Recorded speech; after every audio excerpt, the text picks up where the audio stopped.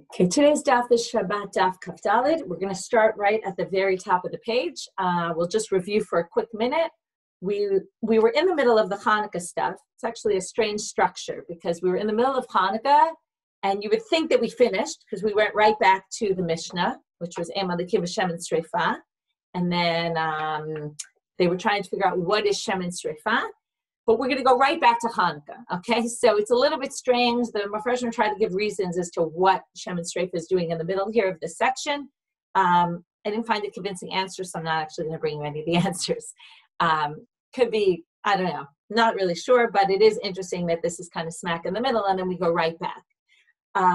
Okay, so the Gemara had asked, what is Shemen Sreifa? We said it's Shemen of Truma that became impure and needs to be burned, and one can't use it to light on Shabbat. The first reason we said was because maybe you'll want to burn it quickly because it's supposed to be burnt, and therefore we don't want you to burn it quickly on Shabbat because then Shema Yateh, you'll end up tilting the bowl, in which case you're going to help it burn faster, and that's forbidden to do on Shabbat. That was the first reason given, but then Rav Chisda brought a different reason, and he said that's not the issue. The issue is, and the problem with that first explanation was that the next Mishnah says, Ema Likim Shemen Sreifa b'Yom Tov, and in Yom Tov you should be allowed to, because there's no concern of Shema Yateh. So the answer given was, well, it's a Gzeira. Since it's Asur in Shabbat, we don't want to allow it on Yom Tov. Maybe you'll get confused and think it's okay also on Shabbat.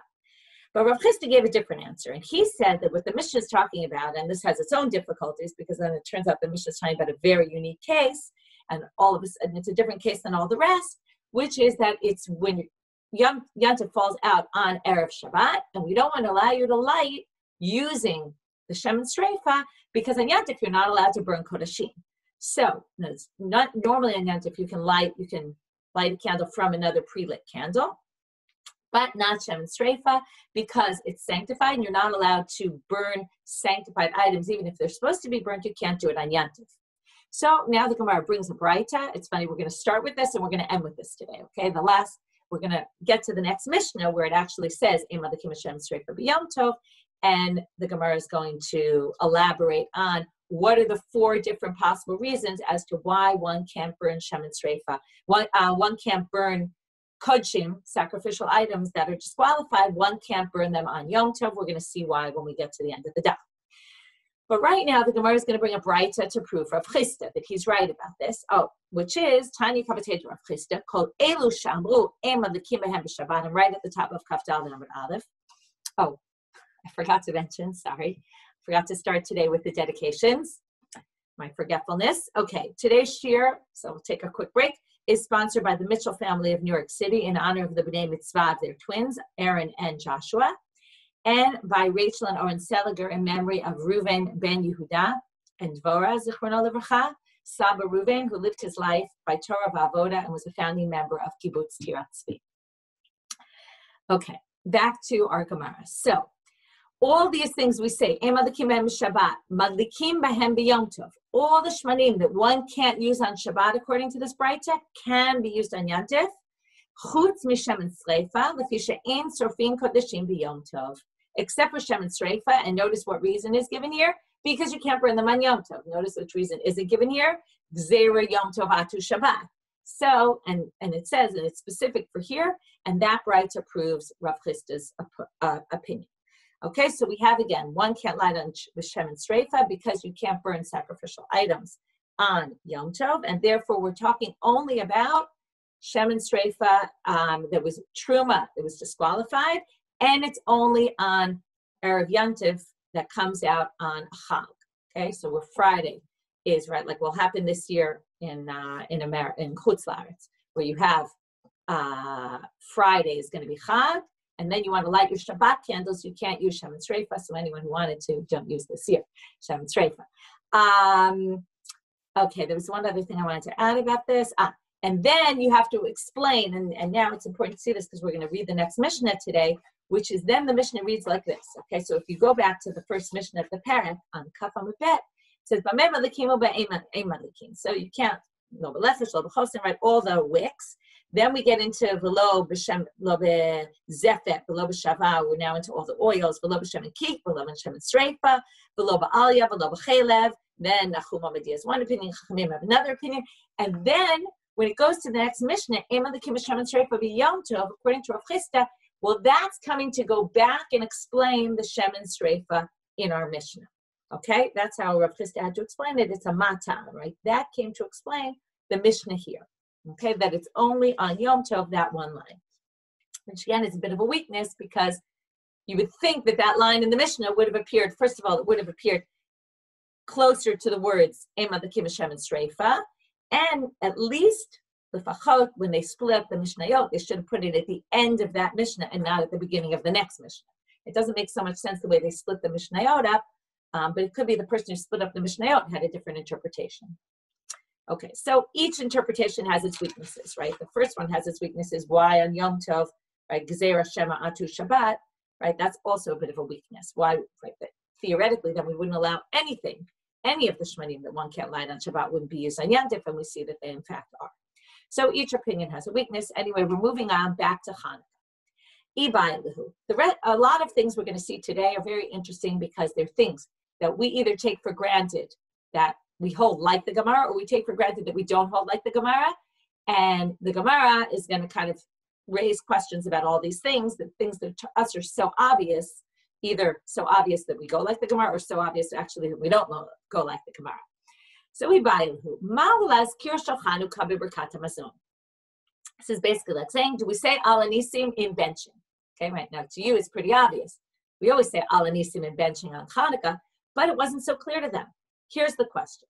Kevan d'midrabanan lo matkilinan. Do we say that since Hanukkah is only a mitzvah midrabanan, that we don't say Al Anisim? O Dilma mishum persuminisa matkirinan. Or do we say because mishum persuminisa we add Al Anisim into benching? So first of all, why is the question only in benching and not in davening? So Rashi says, B'tfilah, the first Rashi on the page, B'tfilah pshitalan. As we said before, my Hanukkah, we said, right, and the reason why we need these days are lahododu lahalel. So obviously we're going to do them in tefillah, but not necessarily obviously in Birkat Hamazon. So the question is, what's the difference, Birkat Hamazon or tefillah? It's obvious for tefillah. Shouldn't you say it's obvious in Birkat Hamazon? Also, Birkat Hamazon is lahoda'ah, to thank. So a few reasons are given. One could say maybe because we have a chiyuv, we made this distinction in brachot about the difference between davening and benching.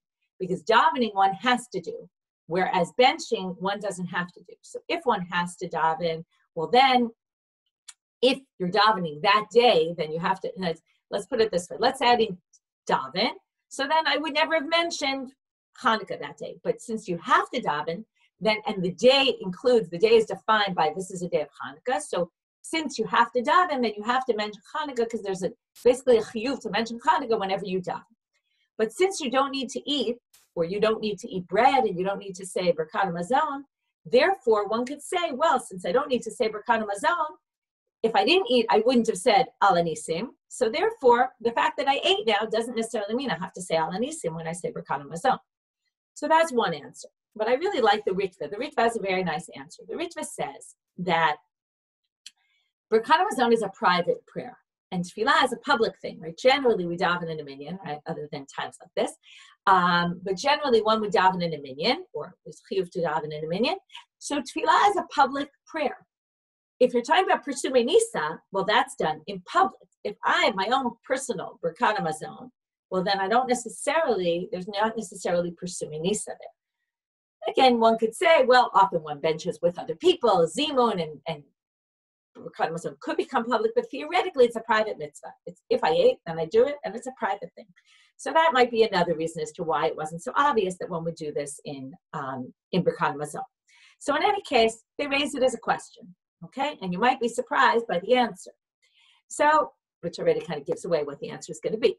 But, so do we say it's because it's D'Rabbanan, we don't say it, or because it's D'Oraita? Because of Persumei Nisa, we would say it. So, Amar Rava, Amar Rav Schora, Amar Rav Huna, Eino Maskir. You don't say Al Anisim in Birkat Hamazon. Very interesting.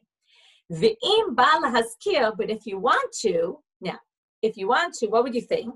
If I would be mentioning it in my prayer, and it's like Chagim, where would I mention it? In Birkat Hamazon, I would put it in Ya'aleh V'Yavo. That's where we say all the tefillah. Right now we're going to come up with an answer to something that you might take for granted. Obviously, we say it in Al Hanisim, but we say it in the second bracha and not the third bracha. But why? If it's like another chag, then we should basically say it in Ya'aleh V'Yavo, in the third blessing, in Rachem and Uvenei Yerushalayim. So they say, no, you're maskir b'hoda'ah. Okay? Why b'hoda'ah? Well, it makes sense because what's the context? Right, what's the idea? And if we go back to my Hanukkah, it's lahodot ulahalel on the miracle that happened. Now, when we do this in davening, we also don't do it in the regular place, right? Normally, you say it in Ritzei, which is the same kind of thing as Rachem. It's all about the bracha of rebuilding Jerusalem. Why do you put all those in that bracha? Because we're asking God, we want to rebuild Jerusalem so that we can bring our sacrifices, right? The context of that bracha is sacrifices. In davening, in Birkat Hamazon, it's not really sacrifice related, but it's about rebuilding the temple.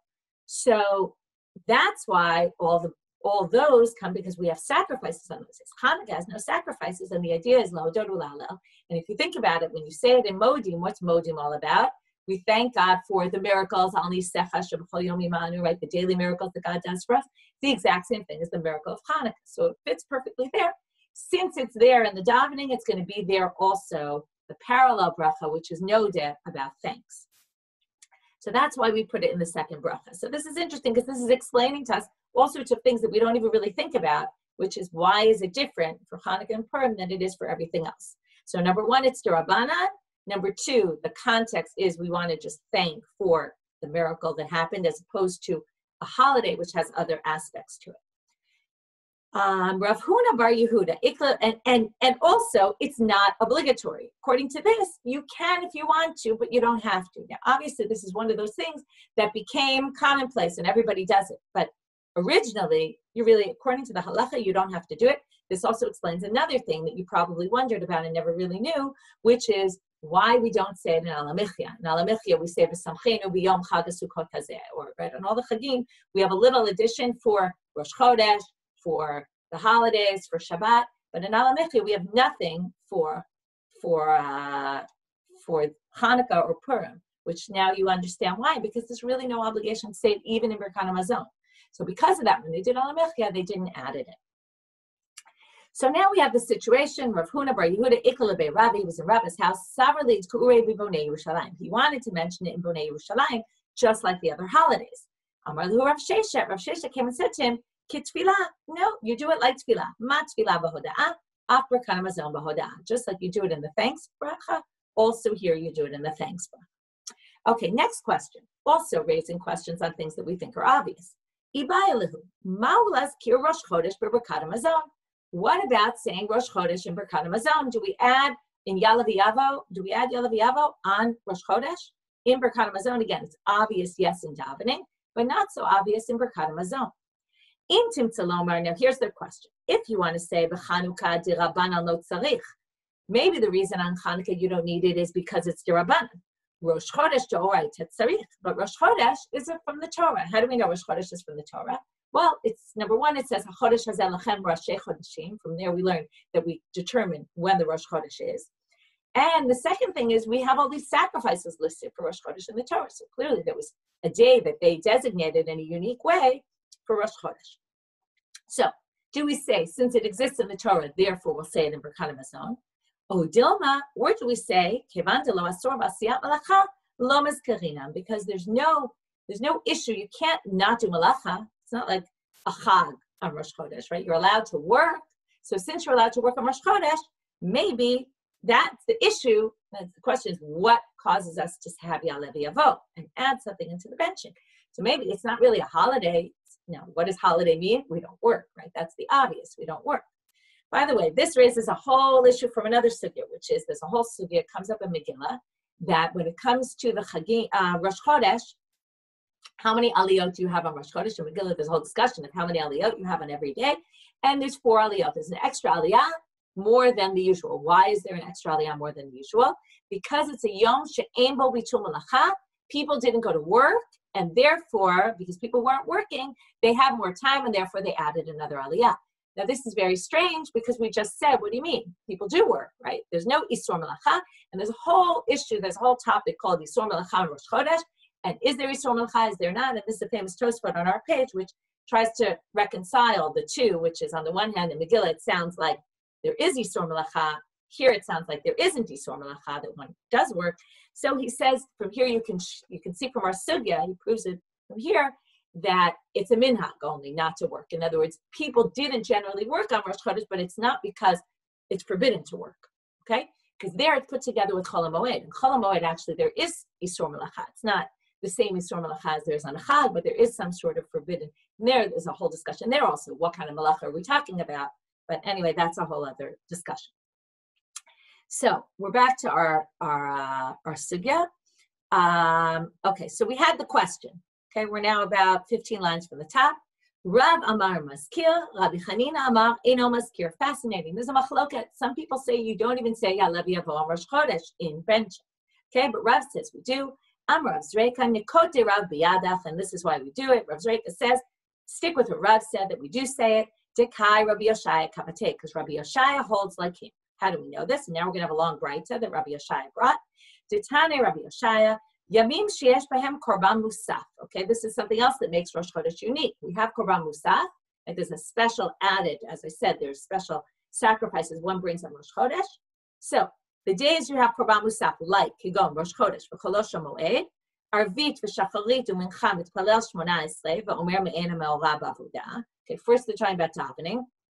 So when you're davening your 3 tefillot on that day, you mention something about the day in, right? That would be Ya'aleh V'yavo, in the bracha of avodah, which we talked about, because it's an extra sacrifice, therefore it gets added into avodah. V'im lo amar machzirin oto, and if you forget, you have to go back, okay, other than arvit. Arvit you don't have to, because they makashin chodesh balayla.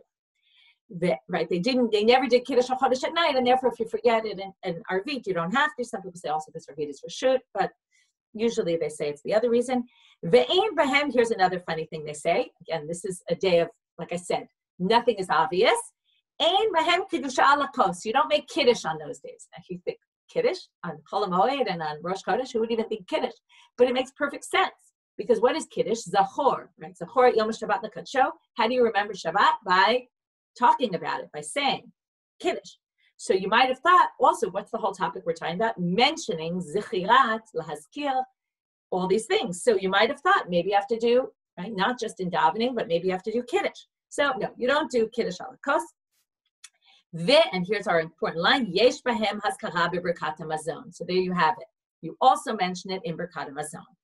Okay, so there's our answer, but we're going to continue in this braita. As opposed to those days, there's yamim she'ein bahem korban musaf, kigon, sheni v'chamishi, v'taniot u'ma'amadot. Okay, Mondays and Thursdays, we're going to have to talk about what are they talking about Mondays and Thursdays. What are you going to mention? Today's Monday, like what is that? Okay, we'll get to it in a minute. And fast days and ma'amadot. Okay, what are ma'amadot? In the time of the Mikdash, there were people, they had mishmarot kahuna. They were split up into 24, all the kohanim, and twice a year they would come to the Beit HaMikdash and do the work. Also, at the same time, they instituted this a little bit later, but they instituted after the destruction of the first Beit HaMikdash, and they started with some basic prayers. So in the time of the Second Temple, they had what was called ma'amadot, where people, representatives from the Yisraelim, who were not Kohanim, there were also Mishmarot Leviim. So the Kohanim had Mishmarot, the Leviim had Mishmarot, and the Mishmarot of the Yisraelim were these ma'amadot, where representatives would come, and they would pray that the korbanot would get accepted while the korbanot were going. So, and they would also fast from Monday through Thursday, not just Monday, Thursday, but they would fast Monday, Tuesday, Wednesday, Thursday. Okay, so ma'amadot sheni, u'ma'amadot. So on all those days, she'ein behem korban musaf, okay, in a minute we're going to see what's unique to those days, different from the other ones. So the first thing Gemara asks, sheni v'chamishi, what are you talking about Monday, Thursday? What's Monday, Thursday? Ela sheni v'chamishi v'sheni, okay, this is what we call bahab, okay, it's Monday, Thursday, Monday, shel ta'aniyot. Okay, when we get to Masechet Ta'aniyot, we're going to learn that they would institute, when they instituted fast days for rain, they wouldn't just institute one, they'd institute them in sets of 3, Monday, Thursday, Monday. So when you have those fast days, u'ma'amadot, where they would fast from Monday through Thursday, on those days, now we're back to the Braita. Arvit, that was just to explain the Braita. ערבית ושחרית ומנחה מתפלל 18, ואומר מעין המאורע ושומע תפילה. Here we have a new place that you added in. There you added in שומע תפילה. Where do we see this? When we add the tefillah on Anenu, on fast days. We added in שומע תפילה. Why is it? Well, it's an obvious place, right? Everything gets added in the place where it belongs. So where we're adding into specifically the place where we ask for bakashot. That's what we're doing when we're fasting.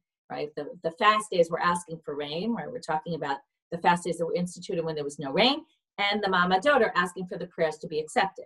So it makes sense to add it in Shomea Tefillah. V'im lo amar, and if you didn't say it, ein machzirin oto. Okay, these already are a lower status, so you don't go back and daven if you forgot to say it. Ve'ein bahen haskara b'berkat hamazon. And notice there's no addition. Well, it's funny on a fast day on berkat hamazon. Okay, but let's say you weren't fasting on the days of the Ma'amadot, right? The days that you wouldn't fast. So you don't add anything in Birkat HaMazon. I kind of missed that, by the way. I only caught that right now. It's funny that we're saying it on Birkat HaMazon when there's no Birkat HaMazon. Okay, Ibaya Lehu. Ma'ulas, here another question. Shal Chanukah ben Musafin. On Hanukkah, Shabbat Hanukkah, where you say Tfilat Musaf. Now Hanukkah, there's no, what's Musaf is all about extra sacrifices. So that's not a prayer that has anything to do with Hanukkah. So maybe you wouldn't say Al Anisim, right? This is something again. We obviously add it in Musaf, but the question is, do you or not? Maybe there's no reason to add it.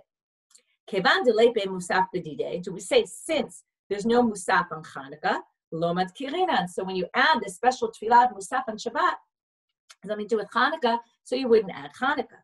O Dilma yom shachayav b'arba tefillot. Or do you say no? Now it's on a day on Shabbat. It's Hanukkah, Shabbat Hanukkah.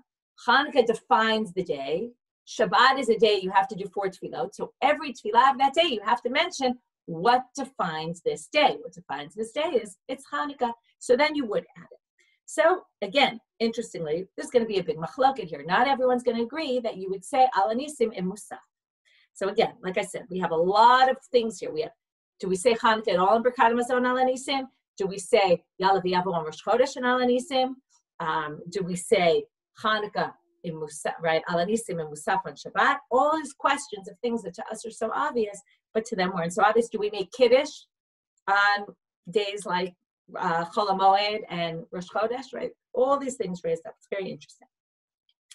So now they say, Rav Huna v'Rav Yehuda de'amrit Ravayu eino maskil. You don't, okay? In fact, they think you do not say Al Anisim and Musaf. Rav Nachman v'Rav Yochanan de'amrit Ravayu maskil. But Rav Nachman and Rav Yochanan both say that you do say it. So Amar Abai l'Rav Yosef. Abai said to Rav Yosef, Ha de Rav Huna v'Rav Yehuda de Ravhu. He says the first opinion that you don't mention it is actually Rav's opinion. How do we know this? Rav Gidol Amar Rav, and he's going to compare it to something else and say, look, the same way Rav says it there, he would obviously agree with them here. Then the Gemara is going to say, oh wait, those two things aren't really similar. So here's his comparison. Rosh Chodesh shachal liyot b'Shabbat. Hamaftir b'navi b'Shabbat eino tzarich laskir shel Rosh Chodesh. Shel malei Shabbat ein navi b'Rosh Chodesh. Says like this. When we say the Haftorah, there's brachot of the Haftorah. One of the brachot we say at the end of the Haftorah is the brachad Mekadesh HaShabbat, and it talks about the content of it is all about Shabbat. Now, the Haftorah is something we don't do on Rosh Chodesh. We do it on Shabbat. So, what if Rosh Chodesh falls on Shabbat? Do you mention Rosh Chodesh in that bracha, Mekadesh HaShabbat v'Roshei Chodeshim, or do you not?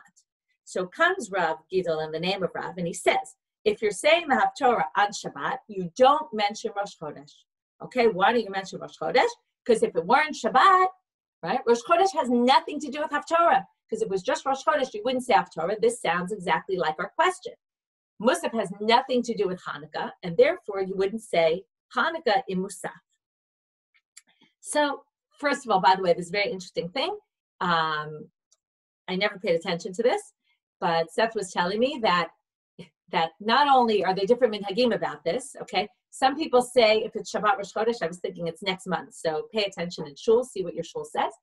Some people say Mekadesh HaShabbat b'Roshei Chodeshim, and some people mention Rosh Chodesh earlier in the bracha, in the body of the bracha, but at the end they just say Mekadesh HaShabbat. They don't say Roshei Chodeshim. So pay attention to what they do in your shul. And he said what I thought was the most interesting was, well, we kind of do it based on whatever siddur the Chazan has. It's not even like a minhag related thing. It's, it kind of depends. I mean, that's what Betsy said with our minhag and our shul is that we do, which I thought was an interesting minhag. To go with what the Siddur says. But some Siddurim say it one way and some Siddurim say it another way, which is just interesting. So you can do your research on it. And pay attention next time you're in shul. Okay, so now they say, midame, wait, those two aren't comparable. Why? Hatam navi b'rosh chodesh leka klal. There's never a concept of navi, of haftorah on Rosh Chodesh. But hacha ite be'arvit v'shacharit u'mincha. So when you're on Shabbat there and you go to do the haftorah, so that's something unique that only happens on Shabbat. It doesn't happen on Rosh Chodesh. It has nothing to do with Rosh Chodesh at all. But when you're in Musaf and you're going to add Al Anisim or not, well, it's very similar to other tefillot. In other words, you have the concept of tefillot on that day, Shemona Esrei, and in those Shemona Esrei you add Al Anisim. So therefore, Musaf is just like one of those Shemona Esrei, basically. It's not like the most clear distinction, but that's how I understand it. Since you're already adding in Arbit Shacharit Mincha, you would therefore add it here. Whereas Haftorah, there we have a concept of there's a Shemona Esrei that Al Anisim gets added. So therefore, this also Shemona Esrei will add Al Anisim. Whereas bracha for Haftorah, there's no such thing as bracha for Haftorah for Rosh Chodesh at all. So therefore, Ela lahadam. It's more similar though. I agree with you. What did he start with? He said Rav says the same thing as those who say you don't mention it, because Rav talks about this when he talks about the Haftorah on Rosh Chodesh. So it's not similar to that, but I'll tell you some other statement of Rav that it is similar to. The Amar Rav Achterboy, Amar Rav Matna Amar Rav, Yom Tov Shechal Yom B'Shabbat. So again, someone said this in the name of Rav. A Yom Tov Shechal Yom B'Shabbat, Hamaftir B'Navi B'Mincha B'Shabbat, Ein Tzarich Laskir Shel Yom Tov, Shel Malei Shabbat, Ein Navi B'Mincha B'Yom Tov. Another thing that's very strange in our daf that we don't know about, which is, in those days, there was a minhag that people would do haftorah. Also, they would read 10 psukim from the Nevi'im, also in mincha on Shabbat. Okay, now that's something, right? I've never heard of. Right? You've probably never heard of, right? It's a minhag that existed at some point. I read in the Quran, they had a good footnote about it that they said in the time of actually maybe it's even Rashi says it now that I think about it. Right? Sorry, Rashi says it. If you look on Maftir b'Navi b'Mincha b'Shabbat, Matzati b'Tshuvat HaGaonim shayu regilim likrot b'Navi b'Shabbatot b'Mincha 10 psukim. Okay, here it comes that there were 10 psukim they would read. Ubiyamei Parsim gazru gzera shelo la'asot v'kevan shenistalku nistalku. Okay, there was a decree, we couldn't do it anymore, and then it just kind of disappeared, which is interesting, right? A lot of things they forbade us to do, and eventually they came back. This one never came back. So now, take Mincha on Shabbat. Mincha on Shabbat, we lane. That we still do. And they would do Haftorah. So what if it's Yantif? Now, Yantif, there's no laning on Mincha, right? You don't lane at Mincha. So if you're Maftir b'Navi b'Mincha b'Shabbat, you don't mention Yom Tov in the brachot. Why? Shomalei Shabbat, ein Navi b'Mincha b'Yom Tov. If it weren't Shabbat, right, there wouldn't be laning, there clearly wouldn't be Haftorah. So basically, what do you see here? Since even though there is a bracha of Haftorah where you would add Yom Tov if it were in the morning, because there is a concept, let's say it was just Yom Tov, you would say the Haftorah in the morning, but since in the afternoon there isn't such a concept, then we don't say it. What do you see here? That matches our Musaf. Even though in Shachrit, Arvit, Mincha, all those other tefillot, you're adding Al Anisim, you don't add it in Musaf. And there we see that basically this is much more similar than the idea of Rosh Chodesh and Haftorah, where there's no such concept of Rosh Chodesh by Haftorah. And you still see, even though Yantif, there is a concept of Haftorah, but not for Mincha, we don't say it in Mincha. And therefore, it seems to prove, right, this is Rav would hold like all those who say that we don't say Al Anisim and Musaf. Okay, now you're wondering, it seems like they're clearly siding on that side. Why do we do this? Well, the answer is in the next line. But the halacha is not like everything we've been saying right now. We don't pass the way. Ela ki had Amar Rabbi Yeshua ben Levi. We go by what Rabbi Yeshua ben Levi says. Again, we're going to have a similar situation. Yom HaKippurim shechal liot b'Shabbat. You have a Yom Kippur that falls out on Shabbat. Hamitpalel ni'ilah tzarich laskir shel Shabbat. when you get to Ne'ilah, now Ne'ilah is not a prayer that they ever said on Shabbat. In fact, I don't know if you know this, but they used to say Ne'ilah on all fast days, okay, or maybe just the fast days that they instituted for rain. I'm not sure if they said it on all public fast days, but Ne'ilah was a prayer that was said on fast days and on Yom Kippur, but you wouldn't generally say it on Shabbat. First of all, we don't fast on Shabbat. So if Yom Kippur falls out on Shabbat, maybe you would think you don't add the Shabbat stuff to Ne'ilah. But it says, Tzarich leskir shel Shabbat. Why? Yom hu shenitchayev b'arba tefilot. In other words, again, today is Shabbat. There's 4 tefillot you're chayav today because of Yom Kippur. Therefore, every tefillah needs to have Shabbat. Likewise, every tefillah on Hanukkah needs to have Al Hanisim. Okay, so therefore, they conclude as we do, which is that you do add Al Hanisim to Musaf. But the Gemara says, Kashi hilchata hilchata. But wait, we have a contradiction from one halacha against another halacha. Amar hilchata to Rabbi Yeshua ben Levi. Right, we just said, Pascal like Rabbi Yeshua ben Levi, that you added in the Ne'ilah on Shabbat. V'kaimalan hilchata kerava. But we also hold that we hold like Rava. What did Rava say? Tama Rava, Yom Tov shechali yop Shabbat. Shliach tzibor hayored lefnei teva arvit. Eino tzarich leskir shel Yom Tov. Shel malei Shabbat. Ein shliach tzibor yored arvit. Okay, this is an interesting halacha. We're talking about Magen Avot, the prayer that we say after davening, after Shmona Esrei in Arvit. Generally, we don't have Chazarat Hashatz of Arvit, but there's this little prayer that's kind of like a Chazarat Hashatz. It has a little bit of all the brachot in it, and it ends with Mekadesh HaShabbat.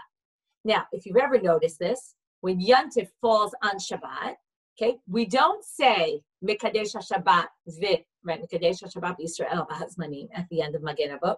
We just say Mekadesh HaShabbat. Why is that? So they say here, we paskin, the reason is because we paskin like Rava, and Rava says, when Yom Tov falls on Shabbat, when he says this, he doesn't mention Yom Tov. Why? Because Magen Avot is not a prayer that we say on Yantif, and therefore, you don't have to mention Yantif in Magen Avot. Wow, this seems to go against what we just said. That once it's a prayer, and you include everything. Now, they're viewing this prayer of Magen Avot as if it's like a Chazarat Hashatz and like an Amidah, right? Even though it's not really. And that's exactly what the Gemara is going to say. The Gemara is going to say, and here we're going to learn why we say Magen Avot. If you don't know this, we're going to learn it today. Hachi Hashta, what are you comparing? Hatam bidinhu da'afilu Shabbat nami lo tzarich. That prayer of Magen Avot, you don't even really need to say it on Shabbat. It's not a prayer like Amidah, right, where you have to say Ne'ilah on Yom Kippur. It's not like that. It's not really a prayer of Chovah. Why do we say it? Rabbananu detikune mishum sakana. The rabbis instituted it out of fear. What were they fearful of? So Rashi says they were fearful of Mizikin. Okay, they were scared of Mizikin. That they were, okay, Rashi says if you look at mishum sakana, Mizikin, their shuls were not where the people were living, in the living section, in the residential area. This is a very interesting Rashi. It says during the week, everyone was busy working. When they finished, they wouldn't even daven Arvit in shul. They would only come to shul on Shabbat. Now, what was the problem? They were worried. Some people would come late to shul, shocking. They would end up finishing their tefillah later. They wanted the prayers to finish later so that everyone could leave at the same time. Now this raises a bunch of questions. It's only Shabbat, not Yom Tov. Why on Yom Tov didn't they go to shul? According to Rashi, right? It seems strange. So I saw other interpretations that the Mizikin are only out Wednesday nights and Saturday nights, Friday nights, right? It's a thing. Or sorry, Tuesday night and Friday night. So Leilei Revi'i and Leilei Shabbat. And because of that, right, it was specifically an issue on Shabbat that they were worried about these Mizikin. Again, you have to figure out why exactly. If they're worried about Sakana, it didn't apply to every day of the week and it didn't apply on Yantif. Okay, but that's why they instituted Magen Avot. There was some sort of fear. Maybe it wasn't Mizikin. Maybe they were fearful of the enemies, you know, the people living there, and they would attack them. Maybe specifically Friday nights, kind of like the Yom Kippur War, right? They're out to get people dafka on Friday nights. I don't know, right? You could come up there. There's obviously some historical reason for it. And because of that, they say that's why we don't add Yantiv, because this prayer is just a unique prayer that they would have on Shabbat, and it's not like a Chovah prayer. We just did it because of the Sakana, and therefore that's why we don't add Yantiv and Magen Avot, but we do add it in, as we said, we add Shabbat in Ne'ilah, and then we'd add also Al Anisim in Musaf of Hanukkah. Okay, back to our Mishnah. V'lo ba'aliyah, okay, but really that's not the line that's important for us right now. The Mishnah says, lo ba'aliyah v'lo b'chelev. The last thing on the list was not these fats of the animal, but Nachum Hamadi. Okay, I looked him up. Somebody asked about the other day. So he was someone who lived at the end of Bayit Sheni, at the end of the Second Temple period, and after the destruction. He came from Madai, and he moved to Israel. Okay, so he's called Nachum Hamadi, right? People always call people from where they're from, right? So he's Nachum Hamadi. And he says, Madlikim b'chelev mevushal, it depends which type of chelev. Okay, so if it's cooked, then you can use it. And Chachamim say, achad mevushal v'achad she'eno mevushal, whether it's cooked, whether it's not cooked, ein madlikim. So what's the problem with this Mishnah? Well, the Gemara says, Chachamim hainu Tanakama, right? Tanakama said you can't light b'chelev mevushal. Nachum Hamadi gave this distinction. And then the rabbi said, no, you can't light it all. The same thing as Tanakama, so why did they need to mention? So, Ita benayu to Rav Bruna amar Rav. Okay, what's the difference between them? Well, if you remember, Rav Brona said in the name of Rav, I don't know if you remember because he remembers all the names, but a few days ago we saw that he holds that if you mix a shemen that's allowed with the forbidden shemen, you can actually use it. So the difference between them is one of them allows that as long as it's mixed, and one of them doesn't allow it at all. V'lo Messiah. It's just not clear to us whether Tanakama holds that way or the rabbis hold that way. Okay, so in other words, there's three opinions here. One is you can use it if it's cooked. One is you can't use it at all, but if you mix it with a little other shemen, you can. And the third is you can't use it at all. We're just not sure whether Tanakama or Chachamim are the ones who say that you can use it if you mix it with other oil. Okay, now we get to our next Mishnah. Okay, this we already saw. You can't light with shemen sreifa on Yom Tov. That's the truma that was disqualified. Rabbi Yishmael Omer, Emalikim be'itran mipnei kvod Shabbat. Okay, this is tar. Why? Because it has a bad smell, and we want you to be able to use the light for your meal. And if it smells bad, you're going to stay far away from it, and then you won't have kvod Shabbat at your meal. It'll be dark. V'chachamim mitzirim v'chol hashmanim. Okay, this is a little bit tricky line. Chachamim obviously don't allow all the shmanim. What they mean is, well, if once you get rid of the list that we talked about in the previous Mishnah, then any other oil is allowed, which is shemen shum shemim, for example, sesame oil, shemen egozim, walnut oil, shemen snow note that comes from radishes, some sort of oil that comes out of radishes, shemen dagim, this is, we talked about the insides of the dagim that melt, shemen pikuot. Pikuot is, right, from the pumpkin seeds, okay, an oil that comes from them.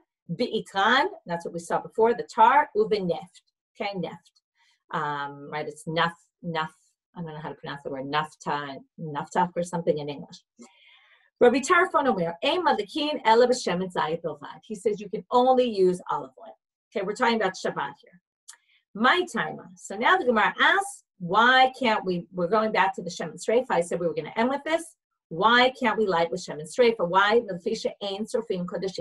So we already learned this because you can't burn disqualified kodshim, sacrificial items or truma on Yom Tov.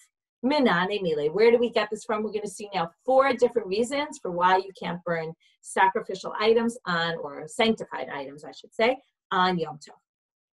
So, Amar Chizkiah, v'chein Tana de Chizkiah, Amar Kha. The Pesach says, this is talking about Pesach. The Korban Pesach has to be eaten that night. Lo totiru mimenu aboker. This is the halacha of notar. You can't leave it over till the morning, which means Tepvav Nisan in the morning, which is Yom Tov. V'hanotar mimenu aboker ba'esh tisrofu. Anything that's left till the morning has to be burned. Now, something strange about this Pesach. You already said ad boker, so why did you say ad boker twice? Right? Notice again, the lo totiru mimenu ad boker. Don't leave it till the morning, and whatever's left till the morning, ba'esh tisrofu. So she'ein tamud lomar ad boker. You don't need the second boker. You just have to say whatever's left. Right? Don't leave it till the morning. Whatever you leave, burn. So they say ma tamud lomar ad boker. What do we learn from this ad boker? The second one, ba katuv litein lo boker sheni l'sreifato. It's to teach you that you can't burn it on that first morning you need another morning to burn it, meaning you can't eat it that next day, but you also can't burn it till the following day because it's Yom Tov. So there you see, can't burn it on Yom Tov. Abaye Amar, second reason, Amar Kra Olat Shabbat b'Shabbato, v'lo Olat Chol b'Shabbat, v'lo Olat Chol b'Yom Tov. Olat Shabbat b'Shabbato means, right, we can bring the sacrifice, the Olah sacrifice for Shabbat on Shabbat, but you can't bring something of Chol on Shabbat, and you can't bring something of Chol on Yom Tov. So what do you see here? You can't burn something that it's not its designated time to do. Let's say, what's the example here?